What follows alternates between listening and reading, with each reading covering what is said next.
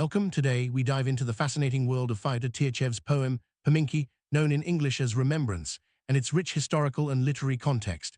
This poem is not just a translation of Schiller's4Das Siegesfest, but also a reflection of the political and cultural currents of mid-19th century Europe and Russia.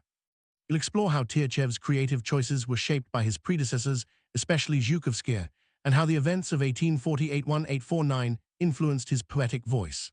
Let's begin our journey into the crossroads of poetry, politics, and personal inspiration. Tiutchev's engagement with translation was significant, especially early in his career.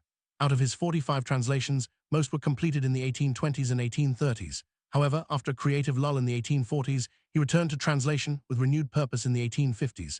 This period saw him translating several works by Schiller, including Pominki.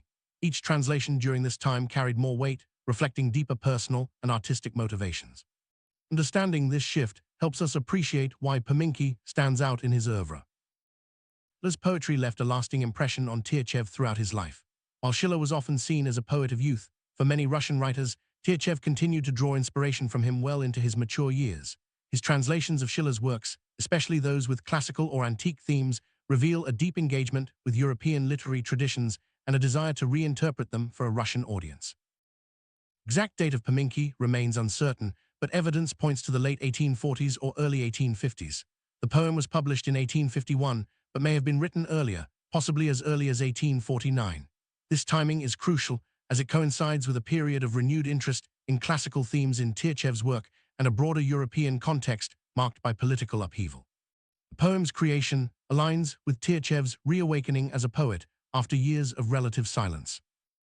Tiutchev's translation of 4Das Siegesfest was not the first in Russia. Zhukovskii had translated it 2 decades earlier, but his version was considered archaic by the 1850s. Tiutchev's approach was more modern, both linguistically and stylistically. This contrast highlights the evolution of Russian literary language and the ongoing dialogue between generations of poets. Tiutchev's new translation was both a tribute and a challenge to Zhukovskii's legacy. Key insight is that Schiller's4Das Siegesfest draws more from Homer's Odyssey than the Iliad, focusing on the aftermath of Troy's fall and the hero's return home. This nuance is often overlooked in commentary. Tiutchev's interest in antique themes was likely reinforced by Zhukovskii's monumental translation of the Odyssey, which he read and admired. The convergence of these works created a fertile ground for Tiutchev's own poetic experiments. Tiutchev's relationship with Zhukovskii was complex, marked by admiration, rivalry, and creative dialogue. He not only read Zhukovskii's Odyssey before publication, but also engaged in poetic contests, revising and responding to Zhukovskii's works. This dynamic pushed Tiutchev to refine his own poetic identity, especially when translating the same sources. The act of translation became both homage and assertion of individuality. Years 1848-1849 were a time of revolution and upheaval across Europe. Tiutchev, a conservative thinker, was deeply affected by these events. His writings from this period reflect a preoccupation with the fate of Europe and Russia's role. The translation of the Odyssey, and by extension, Pominki, became a symbol of stability and tradition in a world that seemed to be falling apart. For Tiutchev and his circle, classical themes offered a counterbalance to revolutionary chaos.